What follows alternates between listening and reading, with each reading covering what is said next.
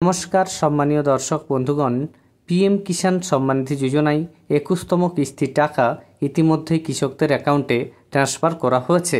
এবার কৃষকরা 22তম কিস্তির জন্য অপেক্ষায় রয়েছেন। এর মধ্যেই চলে এলো বড় আপডেট।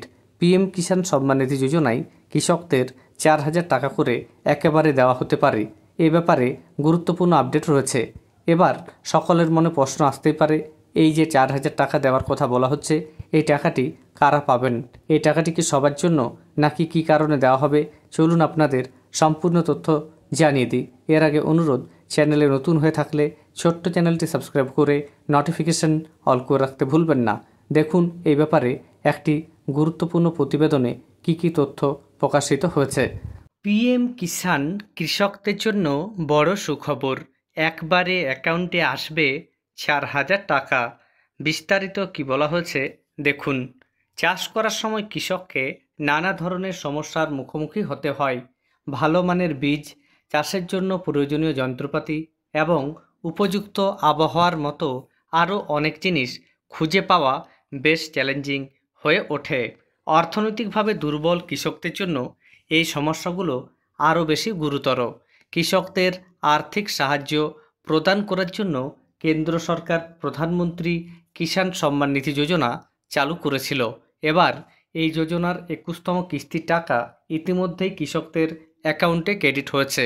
এবার কৃষকরা 22তম কিস্তির অপেক্ষায় রয়েছেন। তবে অনেক কৃষক আছেন যাদের ব্যাংক অ্যাকাউন্টে এখনও 21তম কিস্তির টাকা আসেনি। তাদের কিস্তি আটকে দেওয়া হয়েছে। আটকে থাকা কিস্তির টাকা কবে আসতে পারে? যদি কিস্তি আটকে যাওয়ার কারণগুলির দিকে নজর দেওয়া হয়, তাহলে দেখা যাবে পিএম কিষাণ যোজনার 21তম কিস্তির সুবিধা 9 কোটিরও বেশি যোগ্য কৃষক ইতিমধ্যে পেয়েছেন। কিন্তু বহু কৃষকের কিস্তি আটকে রয়েছে। এর কয়েকটি নির্দিষ্ট কারণ আছে। প্রথম কারণ হতে পারে জমির যাচাইকরণ না হওয়া। যদি এই কাজটি সম্পন্ন না হয়, তাহলে আপনার কিস্তি আটকে যেতে পারে।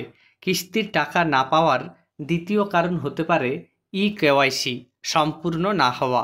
সরকারের পাঠানো টাকা সঠিক ব্যক্তির কাছে পৌঁছাচ্ছে কিনা তা নিশ্চিত করার জন্য কেওয়াইসি করা হয়। আপনি যদি এই প্রক্রিয়া সম্পন্ন না করেন, তবে আপনার কিস্তি থেমে যাবে।